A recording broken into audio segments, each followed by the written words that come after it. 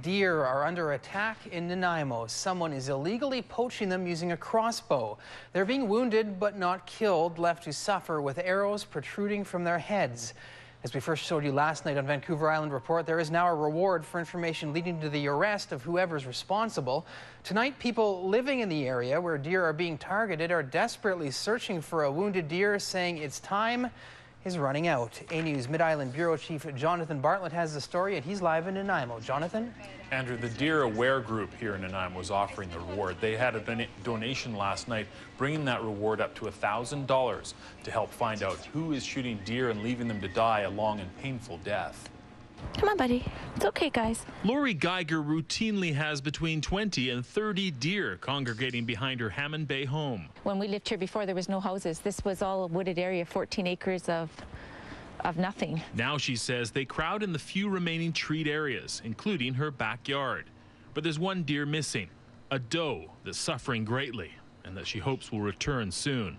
It's been almost 2 weeks, and the infection's gotten so bad that if we don't catch her, she's not going to make it.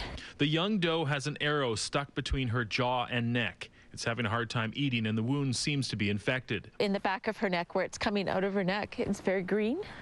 But she's healthy otherwise. She looks good, but she can't eat. She can't get her face down to eat anything. Conservation officers say that 2 deer, possibly 3, have been shot by a crossbow in the area over the last few weeks. This arrow was pulled out of a buck that they were able to tranquilize on Christmas Eve. The animal survived. Went through its nasal cavity and came out the opposite, under the opposite ear. There is another deer that I have not seen yet, but have attended on 3 different occasions, and it hasn't been in the area when I've gone to look for it. This is where I saw her last night, up on this road. The doe appeared outside Lori Geiger's house late yesterday, but conservation officers were unable to tranquilize it.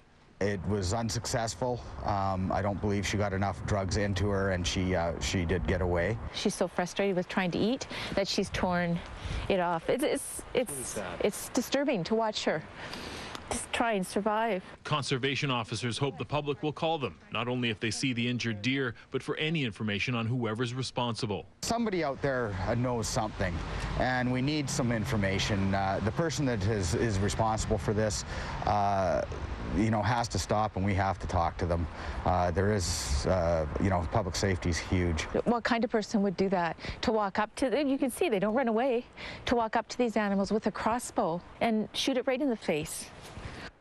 The type of arrow used is normally for target practice. The arrowhead is very narrow. That's good and bad news. It'll be easy to pull out without doing damage. The bad news, of course, is that the deer, having not died instantly, could end up suffering for a long time unless conservation officers manage to tranquilize it and bring it to a vet. To report any information about this or any other poaching incident, you're asked to call the BC Conservation Poaching Hotline at 1-877-952-7277 or star 7277 on your cell phone. And you can remain anonymous if you wish. Andrew? Hard to imagine what someone could be thinking. Thanks, Jonathan. It is. Thank you.